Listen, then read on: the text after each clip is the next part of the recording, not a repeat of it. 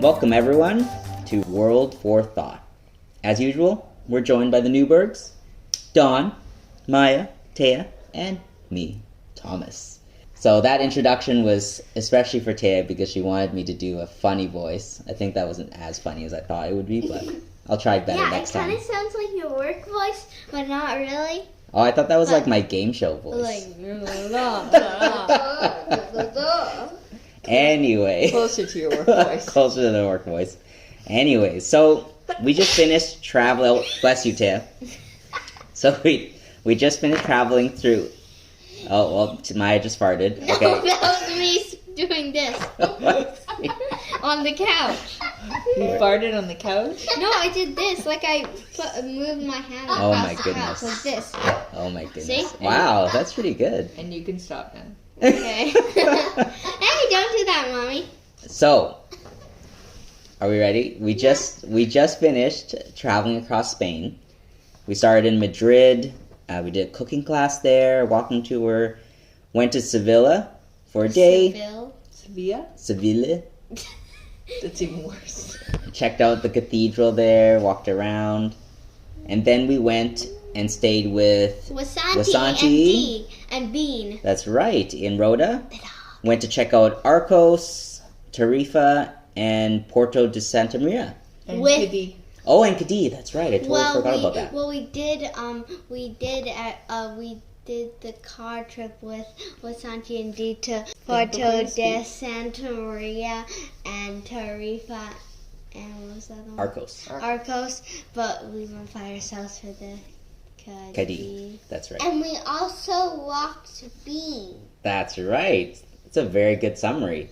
Yeah. So, how was it? How was Spain? What did you guys think? I mean, think about what we did in Madrid and everything like that. Like, what's your thoughts? Hands on your mouth. The empanadas. Oh, the empanadas. So we arrived in Madrid completely starving, which seems to be the norm for us now. We seem to travel. What are empanadas again? The thing that we got where you got the cheese and bacon one. Oh, that was good. Yeah, and so we arrived, used the metro, which was amazing. Madrid's metro system is great. Very efficient, very easy to use. And then we come out, we're staggering about trying to find the place, and then we walk by this empanada store. We decide to buy 6 of them to try. We end up going back in and buying... I made you go back in and you were embarrassed. That's right. And then I went in and bought, 4 more or something like that? 3. 3? Only 3. And we ate that. And then we proceeded to go there like 2 more times throughout the... No, 3 more times. 3 more times throughout the rest of our stay. Actually? No, it was 2. Oh, 2 more times. Okay. 3 boxes in total. 3 boxes in total. It was very delicious. 2 6 boxes, which he actually put 4 in. Yes. That's right. 8 in the second one, and then the first one we got 7. Yes. No, not 7. They were very different from any empanada that I had tasted before.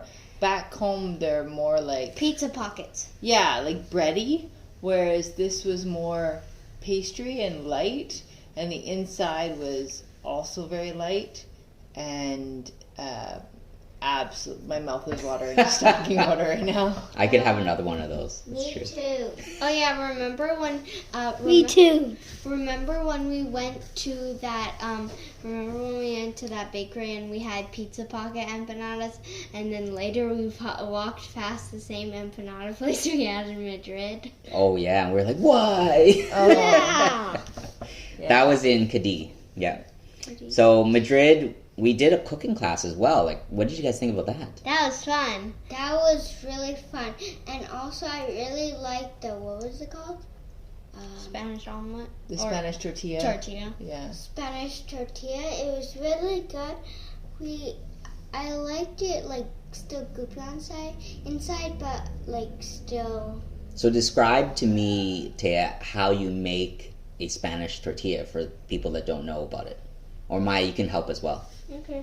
So you cut the potatoes like in thin slices. That's right. But not too thin. Mm-hmm. And then you like deep fry them, right? Deep fry it in a low temperature so that it's like soft and oily. You can taste that oil later. That's important. Oil, and then you mash them.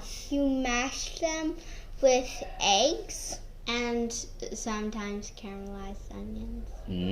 Yeah, you could put. Actually, a lot of people put a variety of different ingredients in there, but we made the kind of the basic one, right? And then you mash them, and then what do you do? Not mash them completely. Yeah, just kind of mix it in so it's well coated with the egg, the eggs that we scrambled. And it's really thick, the omelet. Yes, it's very thick. And then what do you do? And then you put it in the pan, and then you have to move it around a little bit so then it doesn't stick to it. Yeah. And then you get a plate that has like a little handle on it, right? A handle on the bottom. Yeah, it's kind of like it looks like a like you said, like a plate. Yeah, a plate with a handle. Yeah. When you put it like on a cake. You put the plate on top, holding it, and you hold the pan holder, and then you flip it. Yeah, quickly. You gotta quickly flip it onto the plate, but it was heavy for me. And then not for me. Well, sort of. And then you slide it back onto the pan, and then you do it again. You cook it a little bit longer, right? Yeah. Yeah, and then it's ready. And it's like it 3 times. You did it 3 times. Yeah, exactly. And so it was brown on the outside, and Tay likes it a bit goopy on the inside. Yeah. And you put it on bread. That's right. What I was gonna say. You put it on bread. It was delicious. Yeah. So the cooking class was specifically focused on, what was it? Tapas. And does anybody remember what tapas are? Side dishes. Yeah, they're basically side dishes, small plates. A lot of people, when you kind of look at it, tapas was originally, from what I remember, just the free dishes that you would get when you ordered a drink. So it could be a thing of olives, it could be a little bit like a pastry, or some bread with maybe some Spanish tortilla on it. But that would be the free dishes that you would get. But when we went to Car B, like that bar, where we got drinks, we didn't get a free tapa. Exactly. So as it evolved, from what I've heard, is that they basically started using the word tapas to describe not only the free dishes you get, but also any small dish. And so as a result, you know, a tourist like us going in, they're like, oh, we have tapas, and it could be a free dish or you have to pay for it, basically, right? So that's kind of how it evolved. So we did a bunch of tapas. I think there were 5. Gazpacho, yeah, which is amazing. And the omelet, which they already said. And the mushrooms with the garlic and oil? Garlic sauce, basically. Garlic sauce and ham in it. And also, what is it called? Pinchos, yeah, which is basically a skewer with different kind of stuff on it. So we had anchovy, we had olives, pickled onions, and also pickled peppers on it. Yeah, she was very surprised when I'm like, oh, my mom used to make these as a kid. She's like, really? I don't know where she got the recipe, but yes, my Japanese mother made these very Spanish pickled. I didn't even know they were Spanish pickled onions. Yeah. Also, the red pepper that wasn't spicy was really good. It was my favorite, I think. My set. Oh, we got some honking outside.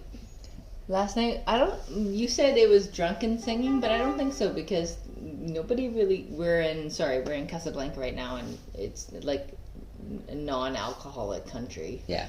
So it just was a happy dude. Happy dude. On a flute. I think it was a flute. Very like loud instrument. Yeah, exactly. So. And there was also the, what is it, thing that I like. You like many things. Gazpacho. The seafood. Mussels. Yeah, mussels. Oh, no, we made mussels. Good call. Mussels on chips. which I found very random, but it was delicious. Vinegar and paprika. Yeah.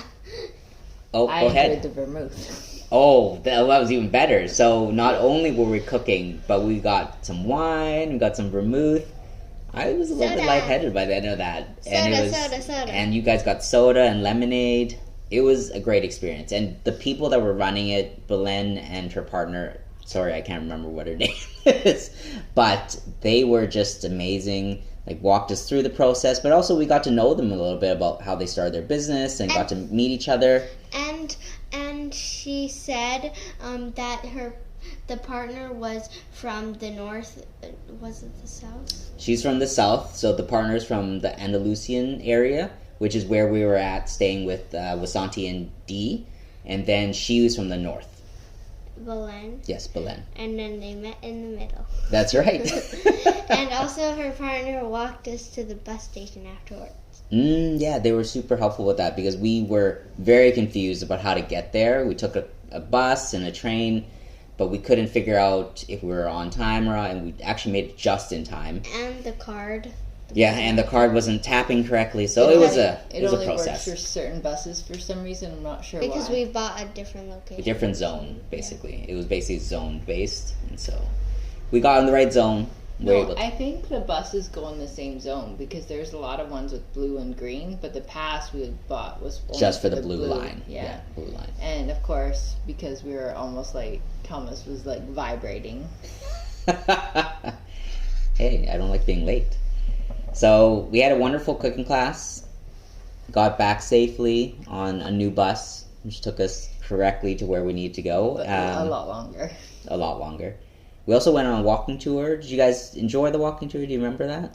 Which one? The one where the tour guide was not only Spanish, but also Scottish, I believe. Was it Scottish? He was learning. He was living in Scotland for a while. 8 years. For 8 years, and but we went on 2 tours. His and the one with the lady. Yes. So the one of the lady was in Seville. Yes.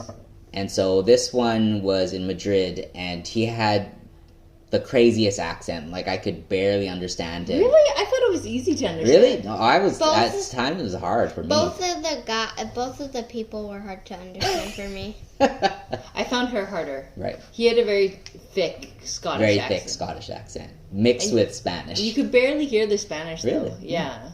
It was kind of confusing, though. Did you guys learn anything from it? His was harder, I think, for the kids, just because it was a huge history dump. Yeah, there was definitely a lot of history in a very short amount of time. And, like, more of a dark humor that I found amusing, but I think went over the girls' heads a little bit. And so I think that was the one. We left a bit early from that tour to go to the cooking class, and I don't think either one of our children was truly disappointed. That he left I learned early. that it's very cold there. And it went really high. Yes. Yeah. Extremely hot over the last couple of years. I think 50 degrees or something like that. Yeah. Earlier this year. So very hot.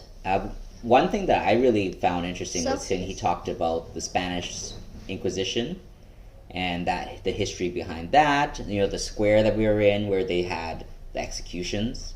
Not only that, but events, celebrations, that kind of stuff. But just the history behind that and how they pushed out a lot of the people that made the country what it was and very multicultural, and how it used to be very multicultural until the Spanish Inquisition, and then it became very uniform, which was unfortunate. So that was quite interesting to learn. And then just walking through and talking about tapas. That's kind of where we learned a little bit about tapas. He was very passionate. Very passionate about tapas. He had some very good recommendations. Oh, yeah. He said, I remember he also... No, wait, it was Belen. No, it was her partner that said it. She said that they have something similar. It's the same thing, but they call it something different. They call it pinchos. Yeah, and he was very passionate that you needed to go outside of the tourist area, and tapas are not tapas unless they are free. That's right. He sent us on a mission. It was like from the gut. He's like, free. I'm like, okay. Yeah. But he had a really cool recommend, which was what is it called? I can't remember what the name of it is, but it's basically calamari in a sandwich. Which, with no dressing, I found it very dry. It was a little bit dry. I enjoyed it. I enjoyed the flavor. I couldn't finish it. It was too fried. Too fried. I thought it sat at the bottom of my stomach after, and I would have much rather had a po' boy. What's a po' boy? It's deep fried oysters in a sandwich. With stuff in it. But it's better. But if you you had a po' boy, but replaced the oyster with calamari and the same seasoning, whatnot, would it be just as good? No. It has to be a po' boy. Yeah. And then after that, we actually went and got, do you guys remember? Churros with chocolate sauce. Oh my goodness. And there was so good lemonade. Slushy lemonade. Taya's very excited about this lemonade. Honestly, it was the best lemonade I've ever had. It was amazing. Even better than, back home in the market where they squeeze lemon and charge you $6 or $7 for 1 cup. Yeah. It was better than that. And cheaper. No, actually. Oh, it wasn't cheaper? Because it was remember, €4. Oh, yeah, it was $4. So about the same price. About the same. Yeah. It was shaved ice with lemonade. Well, not really shaved ice, just crushed ice. Yeah. Oh my goodness. What? I was making sounds for a person crushing ice. That did sound very accurate if it was broken. Hey, Daddy! That's when you call in the technician to fix it, because they're like, "What's happening with this ice machine? Doesn't make any sense." No, I meant a person crushing it.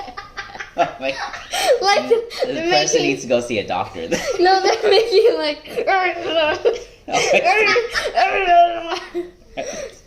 Okay, so we spent 3 days in Madrid, and then we traveled to Seville for actually a really short time, because that was when we were transitioning, right?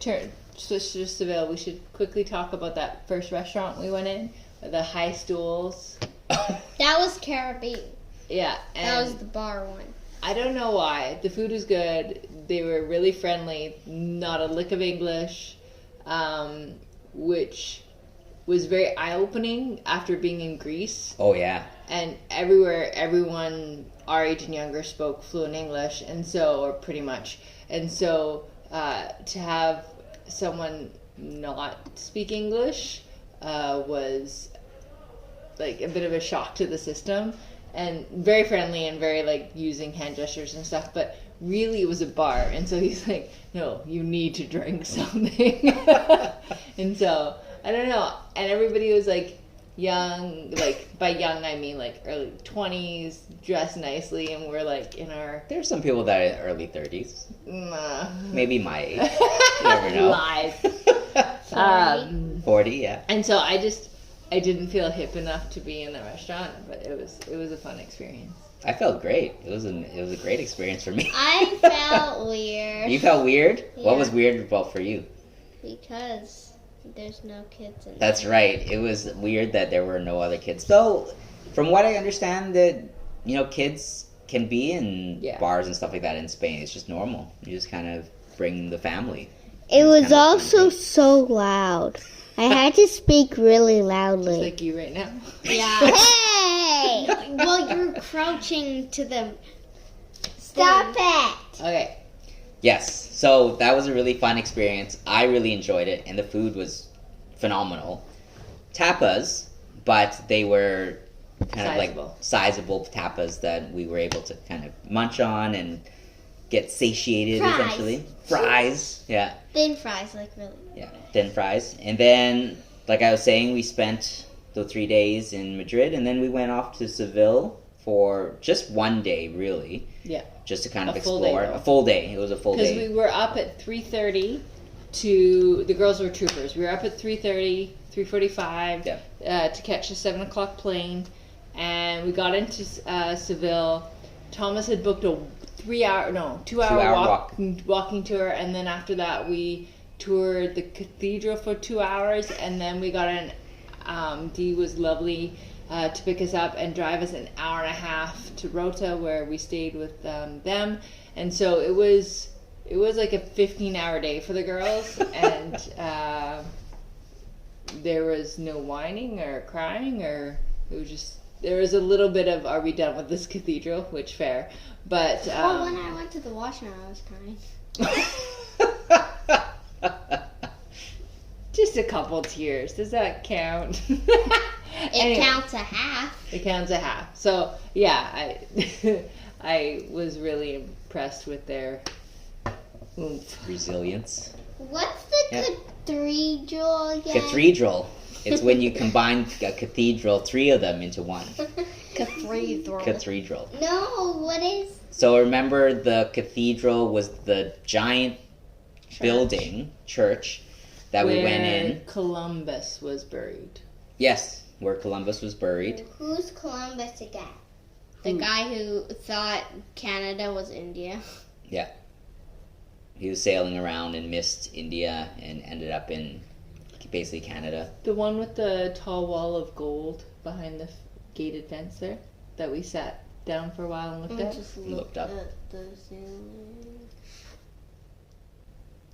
Taya is completely blanking out. She doesn't remember any of this because at good that thing point, we're doing this trip. I know, at this point she's just gone You mean completely. podcast? Taya, let us know if you remember as we're talking about this. I do not remember. But we go into the cathedral and it's a beautiful building, like massive.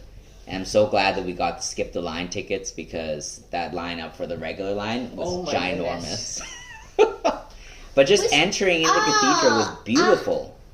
But we still have to wait in line. We still had to wait a little bit in line because we were a little bit early.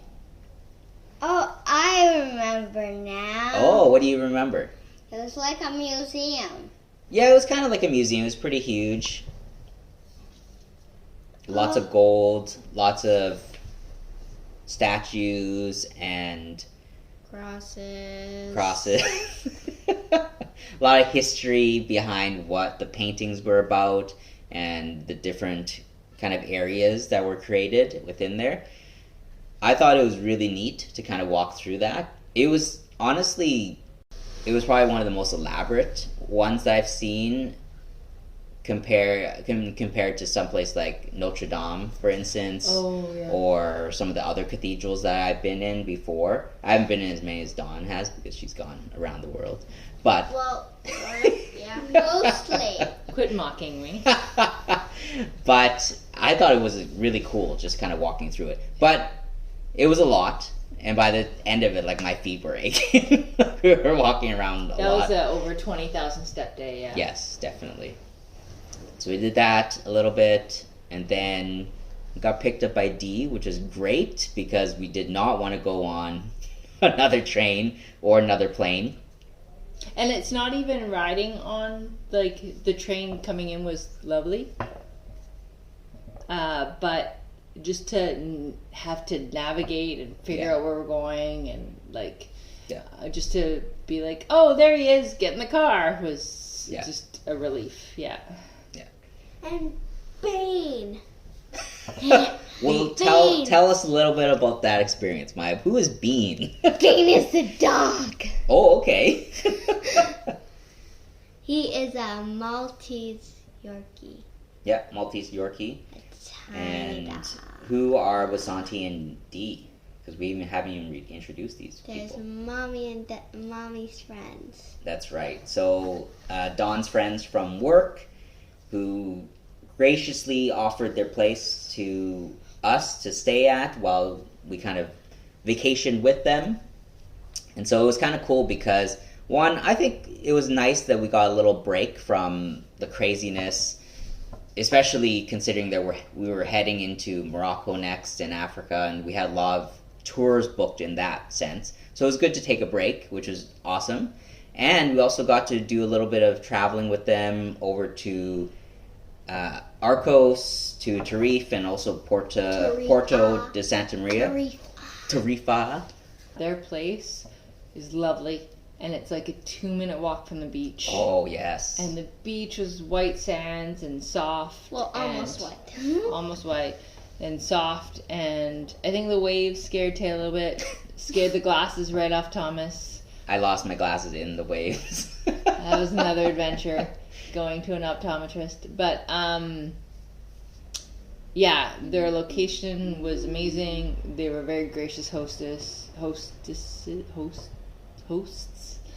And going to that sushi place with them, that was so good. Like the So good good. one, not the bad one. That's right. Yes. Not They showed us around. Not the Miss Sushi. That was. That was medium. They warned us. They warned us. Yeah. And so, yeah, taking us around to restaurants and driving us around and walking us around. They were very, very kind and helpful. Yeah, much appreciated. Thank you so much. And also, Miss Auntie said we can borrow Bean. That's right. The girls basically fell in love with Bean, this little dog that you could literally pick up with one hand. Oh, 2 pounds. 2 pounds, like Yeah. tiny, and he would always bark at us, even though he knew us. And then we'd get closer. And then he barked more, and then once he smelled us, then he was like, oh. Oh wait, I know you. Yeah.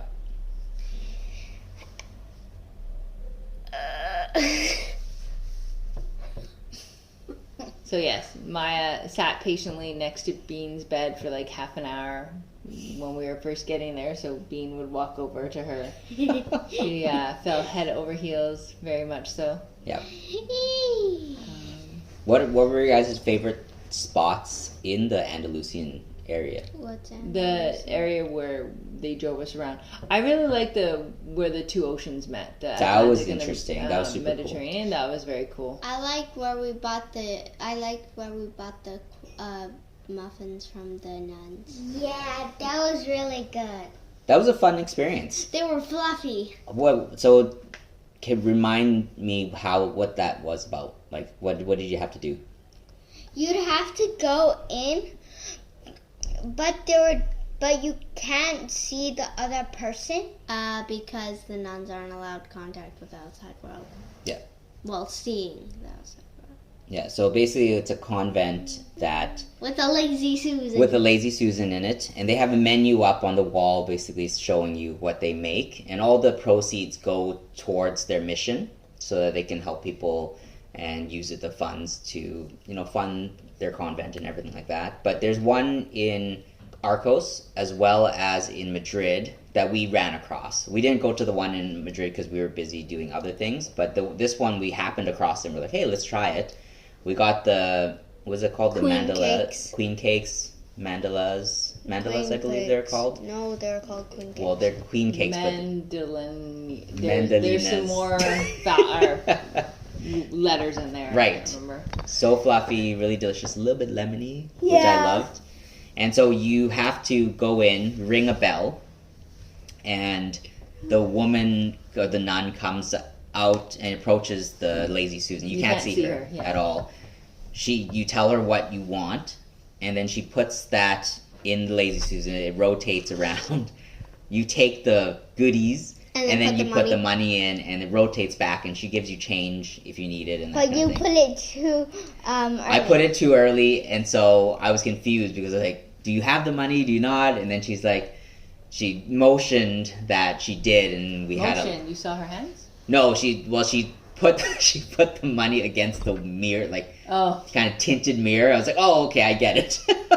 You have the money. And then so we laughed, even though we didn't understand each other. And yeah, we got some goodies, and they were very delicious. They were very delicious. Yeah, so that was a fun experience. Taya, so that was your favorite of that whole time period? Yeah. Me too. And going to the La Mafia. Taya's pasta was so good. Yeah, La Mafia was in Porto de Santa Maria. And my octopus. And your octopus. With that yummy sauce. Sounds delicious. I didn't try it. I wish I had. Wait, you didn't try it? No, I was very sad. Oh. You offered me, but not Daddy. I didn't realize that. Rude. Oopsies. Rude. I really liked walking through Arcos and just being able to see all the white houses and everything like that in the distance. That was a really cool view. And just wandering, exploring, and just taking it all in. Yeah, like that was pretty much all that we did in Spain, right? It was pretty fun. It was a good adventure.